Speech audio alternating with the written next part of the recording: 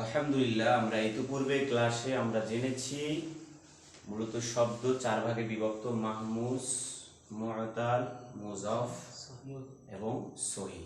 তো সহিহটা শুরুতেই আছে, তো আমরা তিন প্রকার পেলি, সহিহ এমনিতেই পেয়ে যাবো। আজকের যে আলোচ্য বিষয় সেটা হলো মাহমুজ নিয়ে কথা।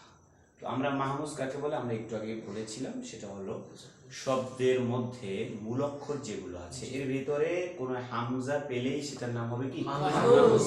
আর একটা থিওরি আমাদের মনে রাখতে হবে, শব্দের মধ্যে অ হোক, ইয়া হোক, হামজা হোক, এগুলোকে যে করেই হোক এদেরকে আমাদের সরাতেই হবে।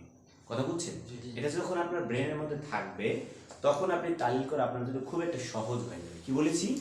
শব্দের মধ্যে কখনো অ দেখলেন, ইয়া দেখলেন, কিংবা কি দেখেছেন, হামজা দেখেছেন, ওদেরকে আমার সরাতে হবে কিংবা অক্ষরগুলো আকপিস করে দিতে হবে যাতে করে আমার সহজ করা যায়। তো আজকের যে বিষয়টা সেটা হলো মাহমুজ। তো মাহমুজের আমরা মৌলিক কিছু নীতিমালা বলবো। বিভিন্ন বইয়ের মধ্যে তালিলের এক গাধা এবং এক গুচ্ছ নিয়মাবলী দেওয়ার কারণে সেগুলো আমাদের রপ্ত এবং জব্দ করতে অনেক দুঃসাধ্য মনে হয়। এরপরে যখন কষ্ট করে ওগুলোকে আমরা মুখস্থ করে থাকি, কিছুদিন পরে সময় অতিবাহিত হয়ে গেলে ওগুলো আর আমাদের মুখস্থ থাকে না। অতএব আমরা ওই নিয়মাবলী মুখস্থ করে তালিল করব না, বরং দু থেকে তিনটে নিয়ম আমরা মুখস্থ করে সমস্ত তালিলকে আমরা এই তিনটের মধ্যে ছকে নিয়ে আনি। 2 থেকে 3টে কথা বুঝতে পেরেছেন? যে মাত্র কয়েকটি, মানে এই হয় সর্বোচ্চ হতে পারে 3টে বা এর বেশি যদি হয় আরেকটা হতে পারে। তো এর মধ্য থেকে সমস্ত তালিলগুলো আমরা নিয়ে আনি। তার ভেতরে একটা নিয়ম, সেটা হলো এই জবর চায় পরের হরফ খালি আলিফ। কথা বুঝতে পেরেছেন কিনা?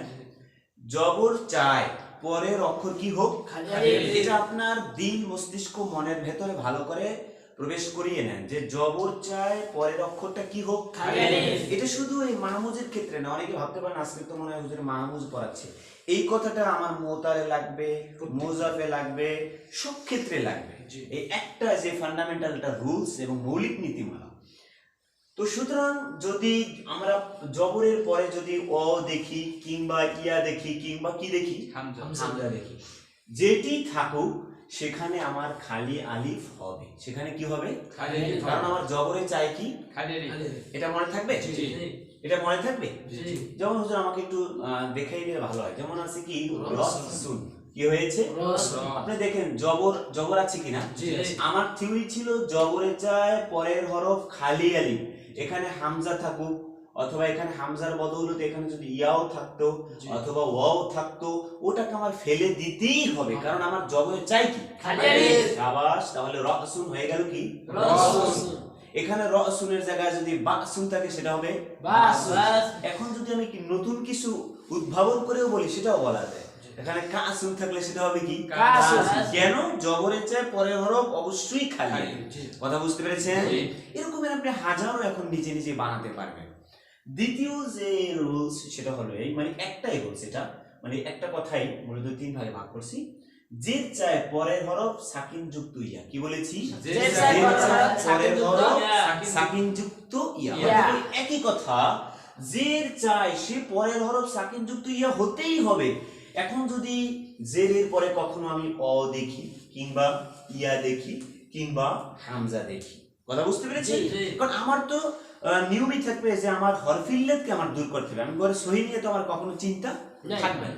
অতএব আমার কথাই তো থাকবে এগুলো নিয়ে। আপনি বলতে পারেন অন্য হরফ থাকলে, আরে অন্য হরফ থাকলে সেগুলো তো সহি, তা নিয়ে তো আমার মাথা ব্যথা নেই।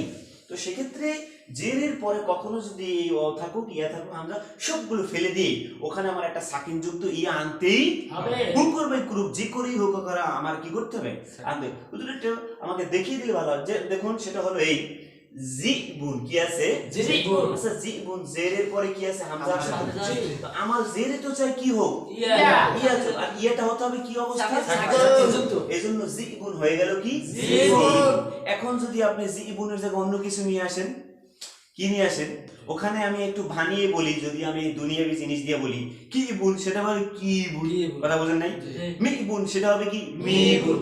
আমি বানিয়ে বলছি, যদি শব্দগুলো নাও থাকতে পারে এভাবে হবে। কথা বুঝতে পেরেছেন বিষয়টা? এরপরে আমি চলে যাচ্ছি আপনাদেরকে নিয়ে পেশের বিষয়টা। পেশটায় পরের হরফ সাকিন যুক্ত ওয়াও, শুধু ওয়াও না, নট অনলি ওয়াও, ওয়াওটা হতে হবে কি অবস্থা? সাকিন যুক্ত ওয়াও। সেখানে সাকিন যুক্ত ওয়াও এটা চাই, পেশের এটা দাবি, পেশের এটা কি দাবি। এখন যদি পেশের পরে কখনো আমি ইয়া দেখি, অ দেখি বা হামজা দেখি, সেটাকে আমাকে ফেলে দিতেই হবে, কারণ এই পেশের দাবি হলো পরের অক্ষরটা কি হবে? অতএব বাদ বাকি কিছু থাকলে, যেমন বুসুন কি দেয়া আছে, হবে কি বুসুন। এই হামজাকে, এখন হামজার জায়গায় যদি ইয়া থাকতো বুইসুন, ইয়া দাও ফালাইয়া, দেখবেন আমি পরবর্তী নাকেস আজওয়াব পড়াবো, দেখবেন এই কায়দাটাই সমস্ত কায়দার ক্ষেত্রে মিলবে। এই রুলসটা সকল ক্ষেত্রে আমি প্রয়োগ করতে পারবো। যেমন এখানে বুইসুন থাকতে পারতো না, বুইসুন, আমার রুলস কি ছিল? পেশায় পরের অক্ষর কি হোক, অতএব ইয়া তুমি চলে যাও, এখানে আমার পেশ লাগাতে হবে, শুধু পেশ না সাকিন যুক্ত, হয়ে গেল কি বুসুন। কথা বুঝতে পেরেছেন? এখানে যদি কি হইতো অন্য কিছু কুইসুন, তাহলে হয়তো কি কুসুন, কথা বুঝেন নাই, অথবা কুসুন হয়তো কি কুসুন। এভাবে এই একটা রুলস বললাম, শুধু আমি 3-4টা কায়দার কথা বলেছি না, এইটা শুধু আপনি মুখস্থ করতে পারলে তাহলে আপনি সমস্ত পুরো তালিমের প্রায় 1/3 মানে 1/3 মানে 1/3 তালিম আপনার শেষ হয়ে গেছে। তো আপনি দেখুন এখানে ওই একই কথা, এখানে আছে কি মানা, কি হবে? কারণ জবরে চাই কি হোক পরের অক্ষর, এই যে মানে হামজা উঠিয়ে দিয়ে মানা করেছে। আবার উমিনা পেশে চাই পরের অক্ষর কি হোক, তাহলে হামজা উঠে গেছে, উমিনা অটোমেটিক এক কায়দার মাধ্যমে, দেখতে পেয়েছেন? ইমানান, তাহলে এখানেও কি হয়েছে, হামজা উঠিয়ে দিয়েছি, কি হয়েছে? ঈমান। আবার দেখবেন ইয়েস আলু, কি আছে? ইয়েস আলু, ইয়েস আলু, এই কথা বুঝতে পেরেছেন?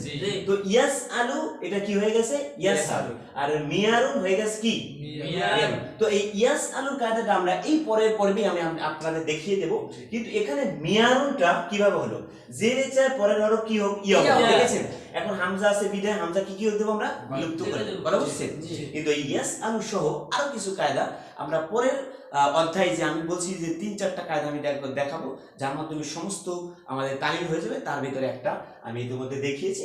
এভাবে করে সহজে 3-4টা কায়দা আমার ব্রেনের মধ্যে থাকলে তালিম একদম পানির মতো মনে হবে, আর আমার মাথার ভিতর অনেকগুলো বোঝা বহন করতে হবে না। তো সহজে আমরা এভাবে তালিম শিখতে থাকবো নিয়মিতভাবে। আল্লাহ পাক আমাদের তাওফিক দেও তালিম শেখার জন্য।